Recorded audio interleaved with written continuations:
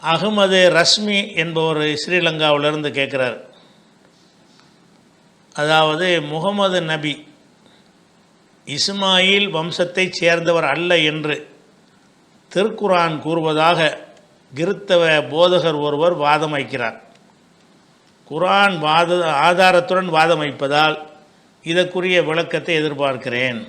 மேலும் நபிகள் நாயகம் ஸல்லல்லாஹு அலைஹி வஸல்லம் அவர்கள் முதல் இஸ்மாயில் வரை பரம்பரை பட்டியல் இல்லை, அதில் முரண்பாடுகள் உள்ளன. இதனாலேயே முகமது நபி இஸ்மாயிலுடைய சந்ததி என்று சொல்வது தவறு அப்படின்னு வாதிடுறாருங்கிறாங்க. அதாவது கிறித்தவ போதகர் ஒரு ஆள்னு சொல்கிற ஒரு ஆள் இல்லை, இந்த கருத்தை நிறைய போதகர்கள் என்ன செய்கிறாங்க, பேசிக்கிட்டு இருக்கிறாங்க. முகநூலில் உட்காந்து முகமது நபி இஸ்மாயில் அலைஹிஸ்ஸலாமுடைய வம்சத்தில் வந்தவங்க நம்ம நம்புகிறோம்ல. அனைத்து முஸ்லீம்களுடைய நம்பிக்கை என்ன? முகமது நபி இஸ்மாயில் அலைஹிஸ்ஸலாமுடைய வம்சத்தில் வந்தவங்க. முகமது நபி மாத்திரமல்ல, ஒட்டுமொத்த குறைஷுகளுமே ரசூல்லா அந்த இப்ராஹிம் நபியுடைய மகன் இஸ்மாயிலுடைய சந்ததிகளில் வர்றாங்க, நம்ம நம்புகிறோம். அதை தவறு என்று சில போதகர்கள் கொஞ்ச நாளாக என்ன செய்கிறாங்க, உட்காந்துக்கிட்டு அது ஒரு பதிவு போடுறோன்னு சொல்லி போடுறாங்க. என்ன போடுறாங்கன்னு கேட்டால், முகமது நபி இஸ்மாயில் வரைக்கும் இந்த பரம்பரை சொல்கிறாங்கல்ல, அதுக்கு ஆதாரம் கிடையாது. அதாவது முகமது நபியிலேருந்து இவர் முகமது அப்துல்லா அப்படி போய்கிட்டே இருக்கேன். 10-25 பேரை போட்டு என்ன செய்வாங்க, இஸ்மாயில் வரைக்கும் போவாங்க. இப்படி போகிறது ஆதாரம் இல்லைன்னு சொல்லிட்டு பேசுகிறாங்க. நம்மளும் ஆதாரம் இல்லைன்னு தான் சொல்கிறோம். எந்த ஒரு மனிதருக்குமே பரம்பரைங்கிறதுக்கு ஒரு 3 தலைமுறைக்கு தான் அதை சொல்ல முடியுமே தவிர, அதுக்கு முந்தி உள்ளதெல்லாம் ஆத்தடிக்கு. எனக்கே எங்கள் பாப்பா பேர் எனக்கு தெரியும், எங்கள் தாத்தா பேர் தெரியும், எங்கள் கொள்ளு தாத்தா பேர் எனக்கு தெரியாது. இப்போ எனக்கே என்னை எடுத்துக்கிட்டாலேயே எங்கள் அத்தா பேர் தெரியும், எங்கள் அத்தாவுடைய அத்தா பேர் எனக்கு தெரியும், அவர் அத்தா பேர் தெரியாது. கொஞ்சம் அதிக விஷயத்தை கஷ்டப்பட்டு மனப்பாடம் பண்ணி வச்சுருந்தானா அது கூட தெரியும், அதுக்கு மேலே தெரியாது. அப்போ எந்த ஒரு மனிதராக இருந்தாலும் அவருடைய தகப்பன் பாட்டன் கொள்ளு பாட்டன் வரைக்கும் தான் தெரியுமே தவிர, அதுக்கு மேலே உள்ளதுக்கெல்லாம் ஆதாரத்தின் அடிப்படையில் எந்த மனிதன் நம்புவது கிடையாது. முகம்மதில் இருந்து இஸ்மாயில் வரைக்கும் பரம்பரை பட்டியல் உண்டா அப்படின்னு இந்த கிறிஸ்துவ போதகர்கள் அறியாமையில் கேட்குறாங்க. எந்த மனிதனுக்கும் இருக்காது. எந்த ஒரு மனிதனுக்கும் 50 தலைமுறை 60 தலைமுறைக்கெல்லாம் இருக்கார். ஆனால் நபிகள் நாயகத்தினுடைய வரலாறு எழுத புகுந்த சில பேர் வாய்க்கு வந்ததெல்லாம் விட்டு என்ன செய்கிறாங்க, இன்னாருடைய மகனுடைய மகனோட ஒரு மகன் இப்ராஹிம் நபி இஸ்மாயில் நபி வரைக்கும் போகிற மாதிரிலாம் எழுதி வச்சுருக்கிறாங்க. அது இஸ்லாம் அங்கீகரித்த பட்டியலா? இஸ்லாம் அதை அங்கீகரிக்கலை. இஸ்லாம் என்ன செய்யலை, அந்த பரம்பரை பட்டியலை ஏற்றுக்கிறல. அது நான் அந்த பரம்பரை பட்டியல் காட்டணும்னு அவசியம் இருக்குதா? இப்போ நம்மளாம் ஆதம் அலைஹிஸ்ஸலாத்துக்கு நம்ம சந்ததி தான், அதுக்கு ஆதாரம் காட்ட முடியுமா? ஆதம் அலைஹிஸ்ஸலாத்துக்கு தான் நம்ம எல்லோரும் சந்ததிங்கிறோம். நம்மளேருந்து ஆதம் வரைக்கும் நம்ம சங்கிலி தொடர அவங்களுக்கு சொல்ல இயலுமான்னா சொல்ல இயலாது. இது ஒரு பைத்தியக்காரத்தனமான ஒரு ஆராய்ச்சி. ஒரு ஆளுடைய பரம்பரை என்பது நம்பிக்கையை சார்ந்தது தான். எது வரைக்கும் ஆதாரத்தை சார்ந்ததாக இருக்கும்னா, ஒரு 3 தலைமுறை வரைக்கும் தான் ஆதாரம் சேர்ந்ததாக இருக்கும். 3 தலைமுறைக்கு மேலே நம்மளாம் ஆதமுடைய மக்கள் என்று சொல்வதுக்கு எந்த மனுஷனும் ஆதாரம் காட்ட இயலாது. என்ன காட்ட, நம்பிக்கை தான் காட்ட இயலும். நம்ம அரபுகள் பூரா இப்ராஹிம் நபி சந்ததி என்பதற்கு இப்ராஹிம் நபி வரைக்கும் ஒவ்வொருத்தரும் ஆதாரம் காட்டுவானா? எவனுக்கும் காட்ட இயலாது. அப்போ இது எவனுக்கும் காட்ட இயலாத ஒரு விஷயமாக இருக்கும்போது என்ன செய்கிறாங்கன்னு கேட்டால், இதை தப்பான முறையில் என்ன செய்கிறாங்க, ஒரு திசை திருப்புறதுக்காக சொல்கிறாங்க. அது இப்ராஹிம் நபி, அதான் இஸ்மாயில் நபியுடைய சந்ததி என்பதற்கு முகமது இப்னு அப்துல்லாஹி இப்னு அப்துல் முத்தலிப் இப்னு ஹாஷிம் இப்னு குலை இப்னு கிசாப் நிறைய பேர் வந்துக்கிட்டு இருக்கோம். அதில் எல்லாமே இவங்களா சேர்த்து கொண்டதாக இருக்கே தவிர ஆத்தண்டிக்காக கிடையாதுங்கிறதான் நாமளும் சொல்லிகிட்டு இருக்கிறோம். அது இல்லைங்கிறதுனால இஸ்மாயில் நபி பரம்பரை இல்லைன்னு ஆகுமா? ஒரு மனிதர் ஒருத்தருடைய பரம்பரை என்று சொல்வதற்கு அவர்கள் வைத்திருக்கிற நம்பிக்கை தான் ஆதாரமே தவிர, அதுக்கு மாற்றமான ஆதாரங்களை காட்டாத வரைக்கும் அந்த நம்பிக்கையே போதுமான ஆதாரம். எது வரைக்கும் தான் நம்ம ஆதாரம் கேட்போம்? இப்ராஹிம் நீ அப்துல்லாவுடைய மகன்கிற அப்துல்லா மகன் தானாங்கிறது கேட்கலாம். அப்துல்லா மகன் தான், அப்துல்லா அப்துல் முத்தலிப் மகனா, அவ்வளோதான் கேட்கலாமே தவிர ஒரு 3-4 வரைக்கும் கேட்கலாம், அதிக 5 வரைக்கும் கேட்கலாம். அதிகபட்சமாக போனால் ரொம்ப பரம்பரையை மதிக்கக்கூடிய ஆட்களாக இருந்தாங்கன்னா ஒரு 5 வரைக்கும் தெரிஞ்சு வச்சுருப்பாங்க, அதுக்கு மேலாம் இருக்காது. அதனால் நபிகள் நாயகம் அவர்களுக்கு அது சில கித்தாபுகள்லாம் இருக்குதான், அது கித்தாபுகளில் எழுதியிருக்கிறாங்களே, இது ஆத்தன்டிக்கான ஆதாரம் இல்லை, பரம்பரை பட்டியல் இல்லைன்னுலாம் எழுதியிருக்காங்கன்ட்டு அவர் சொல்கிறார். இல்லைங்கிற அவர் சொல்ல வேண்டியலப்போ அதான் இல்லை தான், யாருக்கும் இல்லை, முகமது நபிக்கு மட்டும் கிடையாது, யாருக்குமே கிடையாது. எந்த ஒரு மனிதனுக்குமே 5 தலைமுறைக்கு மேலே ஆதாரம் இருக்குதான்னா கிடையாது. இதை விளங்காமல் முகமது நபி வரைக்கும் இஸ்மாயில் வரைக்கும் நீங்கள் அன்னாருடைய மகனுடைய மகனுடைய மகனுடைய நீங்கள் போய் இப்போ அத்னானோட நின்று போயிடும், கஹத்தானோட நின்று போயிடும்னு சொல்கிறீங்க. கஹத்தான் வரைக்கும் உள்ளதே நாங்கள் ஏற்றுக்கிறல, விளங்குதா? அது சில பேர் எழுதி வச்சுருக்காங்களே தவிர அது தேவையே கிடையாது, அது தேவையே கிடையாது. இப்ராஹிம் நபியுடைய சந்ததி என்பதை அனைத்து இப்போ பாட்டனார் பேர்களையும் சொல்லி நிரூபிக்கணும் அப்படிங்கிற அவசியம் வரலாற்றில் கிடையாது, எந்த மனிதருக்கும் கிடையாது. இதை ஃபஸ்ட்டு விளங்காமல் என்ன செய்கிறாங்க சொல்கிறாங்க. அவங்களுக்கு புரிவதற்காக வேண்டி நம்ம என்ன செய்கிறோம், அவங்க இதை கிளப்புறாங்களே, கிறிஸ்தவ போதகர்கள் இதை கிளப்புறதுனால நாம் இப்போ நீ இயேசுநாதர் இருக்கிறீங்கள, அவரே இஸ்ரவேலில் வரமாட்டார். உங்கள் வாதப்படி பார்த்தீங்கன்னா அவருக்கு பரம்பரை இருக்கா? நீங்கள் இப்ராஹிம் நபி இஸ்மாயிலுடைய பழித்தோன்றல் முகமதுங்கிறதுக்கு ஆதாரம் இருக்கான்னு கேட்குறீங்க. பட்டியல் வரைக்கும் போனால் தான் ஏற்றுக்கிறோங்கிற சொல்கிறீங்க. பட்டியல் வரைக்கும் போகணும்னு இருந்தால் அப்போ இயேசு இஸ்ரவேலருங்கிறீங்க. அவர் இஸ்ரவேலருக்கு வந்தார் என்று தான் இஸ்ரவேல் மீது உங்களுக்கு தனி காதல் அதனால தான் வருகிறது. அப்போ இஸ்ரேல் பரம்பரைங்கிறீங்கல்ல, அவரை பற்றிய அந்த வம்சம் உங்கள் பைபிளில் எப்படி இருக்குது? மத்தேயு பரம்பரையை சொல்கிறார்ல, லூக்காவும் சொல்கிறார். இயேசுடைய பரம்பரை பட்டியலை மத்தேயு என்பவரும் சொல்கிறார். இயேசுடைய பரம்பரை பட்டியலை லூக்கா என்பவரும் சொல்கிறார். எப்படி சொல்கிறாரு? மத்தேயு சொல்கிறாரு, மத்தேயுவில் 1:1 இருந்து 1:16 வரைக்கும் பட்டியல் தான். மத்தேயு 1:1 எடுங்க, 1வது அதிகாரம் 1வது வசனத்தை எடுத்துட்டீங்கன்னா அதிலிருந்து 16 வசனத்திலிருந்து இவன் அவனை பெத்தான், அவன் இவனை பெத்தான், இவன் அவனை பெத்தான்னு சொல்லி வெறும் இவனை பெத்தான் அவனை பெத்தான்னு வந்துக்கிட்டு இருக்கோம். அதை நான் ஒரு பட்டியல் வடிவத்தில் நான் ஒரு லிஸ்ட் பண்ணியிருக்கிறேன். இதே மாதிரி லூக்கா என்ன செய்கிறாருன்றா, அதை இயேசுவுக்கு அவரும் பரம்பரை சொல்கிறார். இயேசுவுக்கு தகப்பன் யார், அவர் தகப்பன் யார், அவர் தகப்பன் யார், அவர் தகப்பன் யாருன்னு அவர் என்ன செய்கிறாரு, அவர் சொல்லுகிறார்.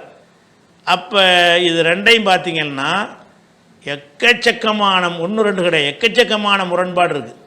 உதாரணமாக இயேசுவுக்கு தகப்பன்னா அவங்க அந்த மரியாளை யோசேப்புங்கிற ஆள் கல்யாணம் பண்ணியிருந்தாங்க.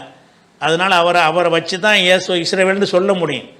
தகப்பன் வழி சமுதாயம் தானே, அவங்களுக்கு ஒரு தகப்பன் வழி சமுதாயம் வேணுங்கிறதுனால என்ன செய்கிறாங்கன்னு கேட்டால், அவங்க தந்தை இல்லாமல் பிறந்தால் நம்ம சொன்னாலும் அவங்க நம்பிக்கை பிரகாரம் யோசேப்புக்கு மரியமை யோசேப்பு கல்யாணம் பண்ணார், அது அவர் மூலமாக அந்த குழந்தை அந்த மரியாளுக்கு தான் இந்த இயேசு தேவனுடைய மகிமையினால் பிறந்தாங்கன்னு அவங்க நம்புகிறாங்க. அது ரெண்டாவது இருக்கட்டும். அப்போ இயேசுடைய தகப்பனாக தாயுடைய கணவராக காட்டப்படுறார்ல, அவரை வச்சு தான் இவர் இஸ்ரவேல் என்று நிரூபிக்க பார்க்குறாங்க. அப்படி வந்தீங்க என்று சொன்னால் அப்போ அதை லூக்காவில் இந்த பரம்பரை எங்கே இருக்குன்னு கேட்டால் நீ குறிச்சிக்கிறதுக்காக தகவலுக்காக வேண்டி லூக்காவில் 3:23 இருந்து 3:38 வரைக்கும் இருக்கிறது. அதில் என்ன செய்கிறாருன்னு கேட்டால், இயேசுடைய தகப்பனாக யோசேப்பு என்பவரை மத்தேயும் சொல்கிறார், லூக்காவும் சொல்கிறார். அது 2 வாப்பா வரைக்கும் தான் வந்துருச்சு. அவருடைய தகப்பனார் யோசேப்புக்கு தகப்பனார் யாருன்னு கேட்டோம்னா மத்தேயு சொல்கிறார் யாக்கோபுங்கிறார், லூக்கா சொல்கிறார் யூதாங்கிறார். அதே மாதிரி யாக்கோபுக்கு தகப்பனார் யாருன்னா மாத்தான்கிறாரு மத்தேயு.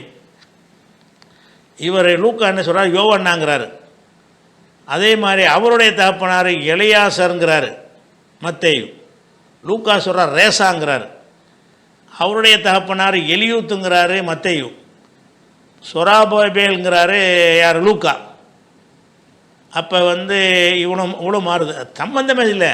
அதாவது 2 பேர் தான் அவங்க பரம்பரையில் வாப்பாவும் மோனுக்கும் சொல்லிவிட்டாங்களா, பாக்கி எல்லாருமே இதில் ஒரு ஆள் அதில் ஒரு ஆள் இருக்குது. நீங்கள் பரம்பரை பட்டியலுங்கிறீங்க, தேவனுடைய ஆவியால் எழுதப்பட்டது என்பதிலே என்ன செய்கிறீங்க, பரம்பரை பட்டியலுங்கிறீங்க. எத்தனை பேர் அதாவது அந்த பரம்பரை பட்டியல் எடுத்துக்கிட்டிங்கன்னா 1 2 3 4 5 6 7 8 9 10 11 12 13 14 15 18 19 20 21 22 23 24 25 பேர். அதாவது இயேசுடைய தகப்பனார் யோசேப்பு, அவர் தகப்பனார் யாக்கோபுன்னு சொல்லிடுறாங்கல்ல.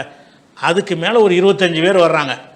அந்த 25 பேரும் கம்ப்ளீட்டு மாற்றமாக இருக்குது. இதில் ஊரில் 25 பேர் வேறு மத்தேயுவில், லூக்காவில் இருக்கிற 25 பேர் வேறு, ஒரு தொடர்புமே கிடையாது. இவங்க 25 பேர் மேலே உள்ள 25 பேர் பட்டியல் போடுறாங்கல்ல, அது உங்களுக்கு ஸ்க்ரீனில் காட்டுற மாதிரி அந்த 25 இவங்க என்ன காட்டுறாங்க என்பதை, அதாவது இருவரும் ஒத்து போகிற இடங்களில் சிகப்பு கலரில் உங்களுக்கு காட்டுறேன். இவங்க வேறு அவங்க வேறு சொல்கிற இடத்தையெல்லாம் நான் ப்ளூ கலரில் காட்டுறேன். அப்போ இந்த 25 நீங்கள் பார்த்தீங்கன்னு சொன்னால், இவர் 3வது பார்ட்னராக சொல்கிற ஆள் வேறையாக இருக்கார், அவர் வேறையாக சொல்கிறார். 4வது பார்ட்னர் இவர் ஒரு ஆளை சொல்கிறாரு, அவர் ஒரு ஆளை சொல்கிறாரு. 5வது பார்ட்னராக இவர் ஒரு ஆளை சொல்கிறாரு, அவர் ஒரு ஆளை சொல்கிறார். இப்படி 25 பேர் மாற்றமாக இருக்குது, 1 2 கிடையாது. 25 பேர் மாற்றமாக இருந்தால் எந்த வழியில் அவர் வந்தார்? அப்போ 25 பேர் தொட்டம் மாறிட்டாங்கன்னா பரம்பரையே மாறி போயிருமே. அப்போ இயேசுவை இஸ்ரேலில் சேர்க்க முடியாது. அதுக்கப்புறம் 25 இப்போ 25 + 2 27க்கு பிறகு தான் பழையபடி ஒரே மாதிரியாக வரும். அவரும் தாவீது இவரும் தாவீது சொல்லுவார். அவர் தாவீது தகப்பன் ஈசாயும்பார், இவரும் ஈசாயும்பார். அவரும் ஓபேத்தும்பார், இவரும் ஓபேத்தும்பார். அவரும் போவாசும்பார், இவரும் போவாசன் போட்டிருப்பார். அவருடைய வாப்பா சல்மோன் என்று போட்டிருப்பார், இவரும் சல்மோன் போட்டிருப்பார். மத்தேயு லூக்கா 2 பேருமே. அவருடைய தந்தை நாகசோன் என்று மத்தையும் போட்டிருப்பார், லூக்காவும் போட்டிருப்பார். அவருடைய தந்தை அமினதாப்பு என்று 2 பேரும் போட்டிருப்பாங்க. அவர் தகப்பனார் ஆராம் என்று 2 பேரும் போட்டிருக்கிறாங்க. அவர் தகப்பனார் எஸ்ரோம் என்று 2 பேரும் போட்டிருக்கிறாங்க. அவருடைய தகப்பனார் பாரோஸ் என்று 2 பேரும் போட்டிருக்கிறாங்க. அவருடைய தகப்பனார் யூதா என்று 2 பேரும் போட்டிருக்கிறாங்க. அவருடைய தகப்பனார் யாக்கோப் என்று 2 பேரும் போட்டிருக்கிறாங்க. அவர் தகப்பனார் ஈசாக் என்று 2 பேரும் போட்டிருக்கிறாங்க. அவர் தகப்பனார் ஆபிரகாம் என்று 2 பேரும் போட்டிருக்கிறாங்க. அப்போ 2 பேரும் போட்டு எடுத்துக்கிட்டீங்கன்னா 1 2 3 4 5 6 7 10 11 12 13 14 13, அதாவது 13 பேர் தான் இதில் எதுலையும் ஒரே மாதிரி இருக்கிறது. 25 பேர் இதுவரை அது வேற இருக்குது, மறுபடியும் 2 இதனால் ஒரே மாதிரி இருக்குது. அப்போ மிக அதிகமான பெயர்கள் சம்மந்தம் இல்லாமல் இருக்குது.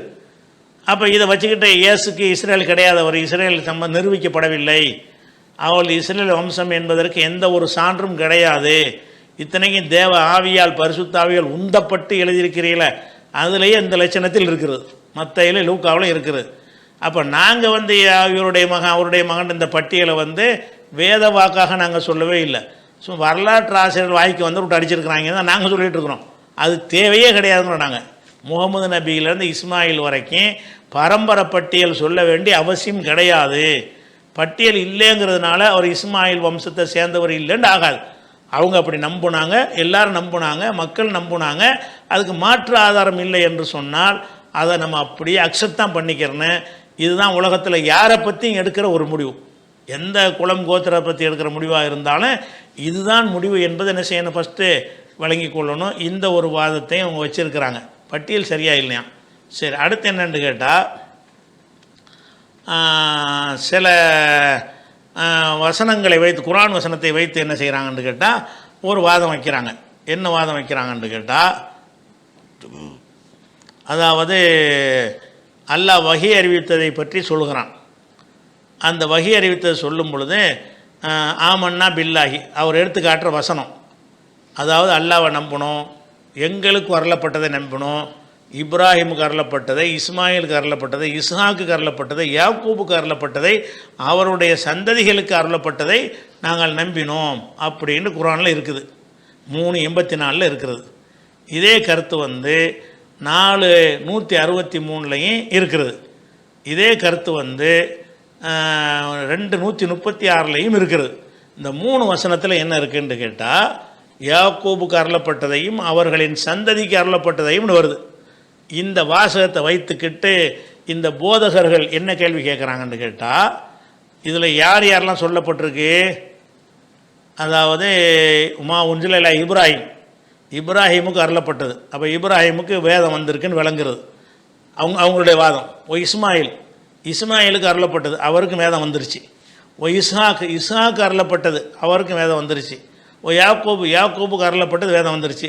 உல் அஸ்பாத் அவர்களின் சந்ததிகள்னு இவங்களை அர்த்தம் செஞ்சுக்கிட்டு, அவர்களின் சந்ததிகள் அப்படின்னு அர்த்தம் செஞ்சுட்டு, அவர்களின் சந்ததிகளுக்கும் வேதம் அருளப்பட்டிருக்கு.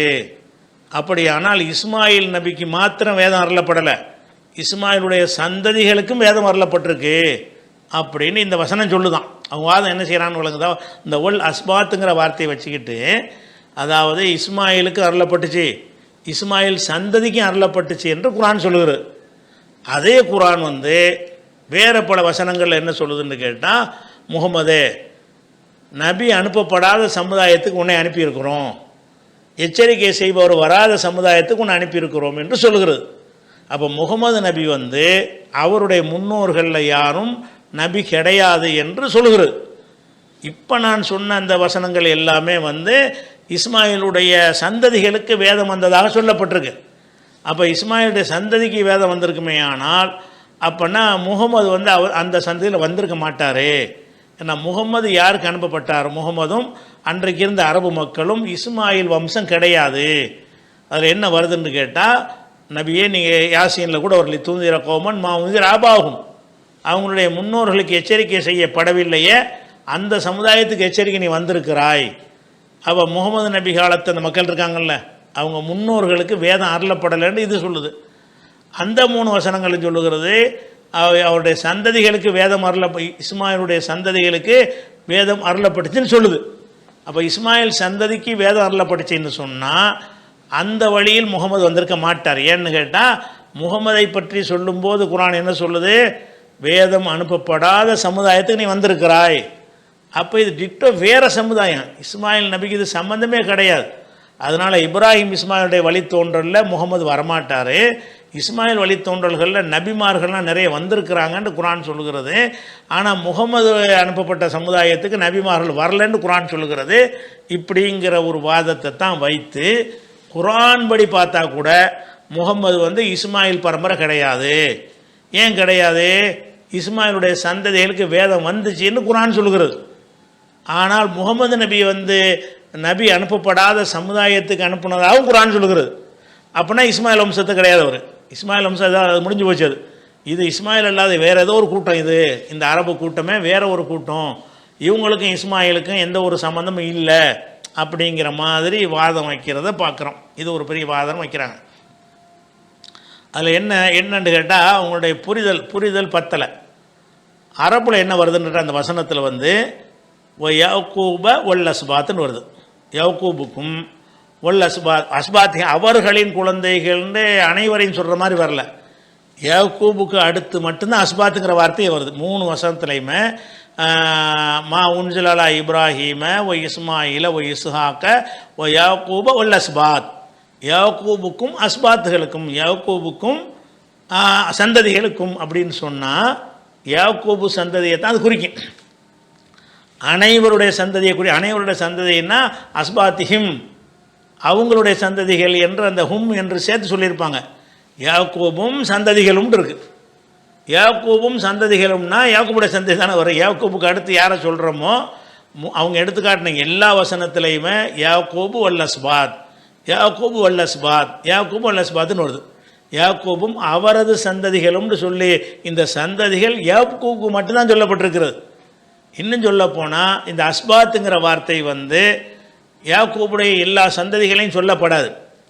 அஸ்பாத்துனா யாருன்னு கேட்டால், யாக்கூபுடைய வழித்தோன்றல்கள் வந்து 12 பிரிவினராக பிரிந்தார்கள், 12 கோத்திரமாக அவங்க ஆனார்கள்.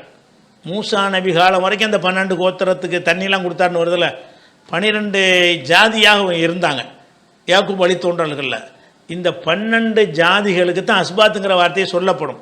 அஸ்பாத்துங்கிற வார்த்தை யாருக்கு சொல்லப்படும்னு கேட்டால் இந்த 12 தான். உதாரணமாக எடுத்துக்கிட்டிங்கன்னு சொன்னால், ஒ கத்தானாகும், அவர்களை நம்ம பிரித்தோம் இஸ்ரவேலர்களை, இஸ்னத்தை அஷ்ரத்த அஸ்பாத்தன், 12 அஸ்பாத்துன்னு வருதில்ல, இதே அஸ்பாத் தான். யாக்கூப வல் அஸ்பாத்துன்னு வருதில்ல, அதே அஸ்பாத்துங்கிற வார்த்தையை தான் நல்லா போடுறான். 12 கோத்திரங்களாக, அஸ்பாத்னா கோத்திரங்கள், 12 கோத்திரங்களாக பிரித்திருக்கிறோம். அப்போ அந்த அஸ்பாத் என்பதற்கு வந்து கோத்திரங்கள், யாக்கூபுடைய கோத்திரங்கள். அப்போ அஸ்பாத்துன்னு குர்ஆனில் 3 இடத்துல 4 இடத்துல சொல்லப்பட்டு விட்டு ஒரு இடத்தில் அந்த அஸ்பாத்து யாரை குறிக்கும் என்று குர்ஆனை விளக்கிறது. எங்கே விளக்குதுன்னு கேட்டால் 7வது சூறாவில் 160வது வசனத்தில் வந்து அதாவது கத்தானாகும் இஸ்னத்தை அஷ்ரத்த அஸ்பாத்தன், அவங்கள 12 அஸ்பாத்துகளாக சமுதாயங்களாக அவங்கள வந்து கூறு போட்டோம் அப்படின்னு சொல்லிட்டு, மூசா அலைஹிஸ்ஸலாம் அந்த பாறை அடித்து தண்ணீரை வர செய்த பொழுது 12 ஊற்றுகளை நம்ம வர செஞ்சோம். 12 கோத்திரமாக இருக்கிறாங்க, இவங்க கோத்திரத்தை அவன் ஏற்றுக்கிற மாட்டான், அவங்க கோத்திரத்தை இவங்க ஏற்றுக்கிற மாட்டான். அதனால் 12 ஊற்றுகளை பீரிட்டு வர செஞ்சோம்னு அதில் வருகிறது. அப்போ இந்த வசனத்தில் என்னன்னு கேட்டால், இப்ராஹிமுக்கு அருளப்பட்டதுங்கிறது கரெக்டு, அதே மாதிரி இஸ்மாயிலுக்கு அருளப்பட்டதுங்கிறது கரெக்டு, அதே மாதிரி இஸ்ஹாக்குக்கு அருளப்பட்டதுங்கிறது கரெக்டு, யாக்கோபுக்கு அருளப்பட்டதுங்கிறது கரெக்டு தான், அருளப்பட்டுச்சு. ஒல் அஸ்பாத் என்பது யாக்கோபின் வழித்தோன்றல் தான், அது அனைவருடைய வழித்தோன்றல் கிடையாது. யாக்கோபுடைய வழித்தோன்றல்களுக்குத்தான் அஸ்பாத்துங்கிற வார்த்தையை கொண்டு குர்ஆன் பிரிச்சிருக்கிறது. 12 அஸ்பாத்துகளாக 12 கோத்திரங்களாக இருந்தாங்க. அப்போ யாக்கோபு வல் அஸ்பாத் என்றால் யாக்கோபுக்கும் யாக்கோபின் சந்ததிகளுக்கும் என்று தான், அவரது சந்ததிகளுக்கு தானே தவிர அனைவரின் சந்ததிகள் என்று அதுக்குரிய வார்த்தை வரல. அல் அஸ்பாத் வர அல்லுன்னா அந்த ஏற்கனவே சொல்லியிருக்கிறோம்ல அவருடைய சந்ததிங்கிற அர்த்தத்துக்கு தான் அந்த அல்ங்கிற வார்த்தையும் போடுவாங்க. அப்போ ஒமா உன்சிலையிலா இப்ராஹிமுக்கு அருளப்பட்டது, இஸ்மாயிலுக்கு அருளப்பட்டது, இஸ்ஹாக்கு அருளப்பட்டது, யாக்கூபுக்கு அருளப்பட்டது, ஒல் அஸ்பாத் அவரது சந்ததிகளுக்கு. யாக்கூபுடைய சந்ததிகள் 12 பேர் இருந்தாங்கல்ல, 12 பிரிஞ்சாங்கல்ல, அவங்களுக்கு தான் அருளப்பட்டுச்சுன்னு வருதே தவிர இந்த அஸ்பாத் என்பதில் இஸ்மாயில் வரமாட்டார், இஸ்ஹாக் வரமாட்டார், இப்ராஹிம் வரமாட்டார், யாக்கூப் மட்டும்தான் வருவார். யாக்கூபுடைய சந்ததிகள் என்று சொல்கிற ஒரு வசனத்தை எடுத்துக்கிட்டு அந்த சந்ததியில் கொண்டு இஸ்மாயில் வரைக்கும் கொண்டு அரபி கிராமருக்கு மாற்றமாக ஜாயிண்ட் பண்ணிக்கிட்டு, ஏன்னா மொழிபெயர்ப்பு படிச்சுட்டு செய்கிறவங்க தானே, அந்த மொழிபெயர்ப்பில் அவங்க விளங்குற மாதிரியான வாசகத்தை வச்சு இப்போ மொழிபெயர்ப்பு செஞ்சுருக்கிறாங்க. அவர்களின் சந்ததிகள்னு சில பேர், நம்மளாம் அவரது சந்ததின்னு போட்டிருக்கிறோம், அவர்களின் சந்ததிகள்னு சில பேர் தவறாக மொழிபெயர்த்ததை வைத்து கொண்டு அவங்க என்ன, அவர்கள் அதில் இல்லை, அவர்கள்ங்கிற வார்த்தையும் இல்லை, அவருங்கிறதும் இல்லை. எப்படி இருக்குது? யாக்கூபும் சந்ததிகளும், யாக்கூபும் சந்ததிகளும்னு சொன்னால் என்ன அர்த்தம்? யாக்கூபுடைய சந்ததி தான் அர்த்தம். யாக்கூபை ஒட்டி தானே அந்த அஸ்பாத்துங்கிற சொல்லப்பட்டிருக்குது. அதனால் முகமது நபியுடைய உம்மத்து இஸ்மாயில் நபியுடைய சமுதாயத்துக்கு வேதம் அருளப்படவில்லை. வேதம் அருளப்பட்டதாக இவர்கள் எடுத்து காட்டிய வசனங்கள் சொல்லவே இல்லை. இவர்கள் எடுத்து காட்டின வசனம் சொல்கிற ஒரே செய்தி என்னவென்று கேட்டால், யாக்கூபு நபியுடைய சந்ததிகளுக்குத்தான் வேதம் அருளப்பட்டுச்சு. அவங்க 12 பேராக இருந்தார்கள், அந்த 12 கோத்திரமாக இருந்ததுனால அந்த 12 கோத்திரத்தாருக்கும் வேதம் அருளப்பட்டுச்சு. 12 நபிமார்கள் வந்தார்கள், 12 பேருக்கு மேலே 12 குழுவாக அவங்க பிரிந்தார்கள் அப்படிங்கிற விஷயந்தான் அதில் சொல்லப்பட்டிருக்கு. அதனால் முகமது நபி அவர்கள் வேதம் அருளப்படாத சமுதாயத்துக்கு வந்தார்கள்னு குர்ஆன் சொல்லுதில்ல, அந்த வசனங்கள் எல்லாமே கரெக்டு தான். ஏன்னா முகமது நபிக்கு முன்னாடி வேதம் அந்த வசனங்களை என்னெல்லாம் சொல்லி காட்டுறாருன்னு கேட்டால் 32:3 அதில் என்ன வருது? இல்லை துந்திர கௌமன் மா தாகும் என்பதை மின் அதிரி மின் கபலிக்க, உமக்கு முன்னர் எச்சரிக்கை செய்வர் வராத சமுதாயத்திற்கு எச்சரிக்கை நீ வந்திருக்கிறீர். இதை எடுத்து அவங்க முரண்டு காட்டுறாங்க, 32:3 வசனத்தை காட்டுறாங்க. அதே மாதிரி 34-44 சொல்கிறாங்க, ஒமா அரசல்னா இலைஹிம் கபலக மின்னதீர், உமக்கு முன்னாடி அவர்களுக்கு எந்த எச்சரிப்பாளரும் நம்ம அனுப்பவில்லை. அது 36 வசனத்தில் துந்திர கௌமன் மாவுதிர் ஆபாகும், இவங்களுடைய முன்னோர்கள் எச்சரிக்கை செய்யப்படாத ஒரு சமுதாயத்தை எச்சரிக்கை நீ வந்திருக்கிறாய் அப்படின்னு குர்ஆனில் இருக்கிறது. அப்போ முகமது நபி அவர்கள் எந்த மக்களுக்கு அனுப்பப்பட்டார்களோ அந்த மக்களுக்கு நபி வரல, அவங்க அப்பம்பாட்டன்மார்களுக்கு நபி வரலன்னு குர்ஆன் சொல்லுகிறது. அது உண்மை. ஆனால் அவங்களுக்கு வேதம் வந்துச்சுன்னு எதை வச்சு அவங்க சொல்ல பார்க்குறாங்கன்னா, யாக்கோபு சந்ததிகள்னு சொல்லப்பட்ட ஒரு வசனத்தை எடுத்துக்கொண்டு இஸ்மாயில் சந்ததின்னு தப்பாக அவங்க என்ன செய்கிறாங்க, விளங்கிக்கிறாங்க. இஸ்மாயில் சந்ததின்னு சொல்லக்கூடிய வகையில் அந்த வாசகம் இல்லை. எப்படி இருக்குது? ஓ யாக்கூப ஒல் அஸ்பாத், யாக்கூபும் சந்ததிகளும் அப்படின்னு யார் கடைசியாக போடுறாங்களோ அவங்கள ஒட்டி உள்ள அஸ்பாத்துன்னு போட்டாங்கன்னா அனைவரின் சந்ததிகள்னு வராது. அனைவருக்கும் அதை ஜாயிண்ட் ஆக்குறதா இருந்தால் அனைவருங்கிற வார்த்தையை அதனோடு இணைப்பாங்க. ஓ அஸ்பாத்திஹிம், அனைவருடைய சந்ததிகளும் அப்படின்னு இணைத்து சொல்லுவாங்க. அப்படி இல்லாமல் அந்த கடைசியாக உள்ள ஆளுக்கு மட்டும்தான் அது பொருந்தும் என்று சொன்னால் யாக்கூப ஒல் அஸ்பாத், அவர் காட்டின எல்லா வசனங்கள்லையுமே யாக்கூபுக்கு ஒட்டி தான் அஸ்பாத்துங்கிறது வரும். யாக்கூப ஒல் அஸ்பாத், யாக்கூபுக்கும் அவரது சந்ததிகளுக்கும் வேதம் அருளப்பட்டுச்சான்னா அருளப்பட்டுச்சு. அது இஸ்மாயிலுடைய சந்ததிக்கு அருளப்பட்டுச்சான்னா அருளப்படலை. அதனால் எந்த முரணும் கிடையாது. முகமது நபி அவர்கள் இஸ்மாயிலுடைய சந்ததி தான் என்பதில் கடுகளவுக்கும் சந்தேகம் கிடையாது. அதுக்கு பரம்பரை பட்டியல் கேட்டிங்கன்னா நாங்கள் பரம்பரை பட்டியலை வச்சுக்கிட்டு நம்பலை, யாருக்கும் நீங்கள் காட்ட இயலாது. பரம்பரை பட்டியலுங்கிறது நீ செய்ய முடியாது. எந்த ஒரு நபருக்கும் போய் யாக்கூபுன்னு காட்டுறீங்க, யாக்கூபுக்கு பரம்பரை பட்டியல் காட்டுவீங்களா நீங்கள்? இந்த மாதிரி தான் காட்டியிருக்கிறீங்க. அதெல்லாம் காட்டினா பொய்யாக தான் இருக்கும். வாய்க்கு வந்து விட்டு அடிக்க ஆளால் விட்டு அடிப்பீங்க. அதெல்லாம் காட்ட முடியாது, தேவை கிடையாது, வரலாற்றில் அவசியம் கிடையாது. பொதுவாக நம்ம பொது அறிவை கொண்டு சிந்தித்து பார்த்தோம்னு சொன்னால் எந்த ஒரு மனிதனுக்குமே ஒரு 4-5 தலைமுறை வரைக்கும் தான் பரம்பரை பட்டியலை காட்டுவான். அதுக்கு மேற்கொண்டு எந்த மனிதனாலையும் காட்ட முடியாது, அது தேவையும் இல்லாது. உலகமெல்லாம் எந்த மாதிரி அதை நம்ம புரிந்து கொள்ளுகிறோம் என்று கேட்டால், இவர் அந்த ஊரில் சில கோத்திரம் வச்சுருப்பாங்க, அந்த வகையரா இவர் இந்த வகையராம்பாங்க. அந்த வகையரான்னு எதை சொன்னால் ஆதாரம் காட்ட இயலாது. அந்த வகையரா அவ்வளோதான், அந்த வகையரா அவனும் சொல்கிறான், ஊரில் உள்ள மக்களும் சொல்கிறாங்க, அதான் அதுக்கு ஆதாரம். இந்த வகையரா விஷயத்துக்கெல்லாம் அந்த மக்கள் நம்புவதும் மற்றவர்கள் அவர்களை பற்றி நம்புவதும் தான் ஆதாரம். அதனால் முகமது நபியும் அந்த மக்களும் இஸ்மாயில் பரம்பரை தான், இஸ்மாயில் சமுதாயத்தை சேர்ந்தவர்கள் தான் அப்படிங்கிறதுக்கு வந்து நிறைய சான்றுகள் இருக்குது. அப்போ அந்த அம்பு எய்துக்கிட்டு இருப்பாங்க மக்காவில் சில பேர். அப்போ நபி என்ன செய்வாங்கன்னா, இஸ்மாயில் சந்ததிகளே நீங்கள் அம்பு எய்ங்க, அம்பு எய்து விளையாடுங்கள், நான் உங்களோட சேர்ந்துக்கிறேன்னு சொல்லுவாங்க. ஏன்னு கேட்டால் உங்களுடைய தந்தை இஸ்மாயில் வந்து அம்பு எய்யக்கூடியவராக இருந்தார் அப்படின்னு புகாரில் இருக்குது. அப்போ அவங்க இஸ்மாயில் சந்ததிங்கிறது நபியை உறுதிப்படுத்துகிறாங்க. அந்த சமுதாயம் வந்து இஸ்மாயில் சந்ததியாக தான் இருந்தாங்க. அதனால் முகமது நபியும் இஸ்மாயில் சந்ததி தான். முகமது நபி காலத்தில் அவங்களை எதிர்த்தாங்கள குறைஷிகள், அவங்க எல்லாருமே இஸ்மாயிலுடைய சந்ததிகள் தான். அவங்களுக்கு எந்த நபியும் வரலே தான், அதிலெல்லாம் மாற்று கருத்து கிடையாது. நபி வந்ததாக சொல்வது வந்து யாக்கூப் நபிக்கு தான் சொல்லப்பட்டிருக்கு, இஸ்மாயில் நபி கிடையாது. அப்படிங்கிறது தான் இந்த அனைத்து போதகர்களுக்குமான ஒரு பதிலாக நம்ம சொல்லிக் கொடுக்குறோம்.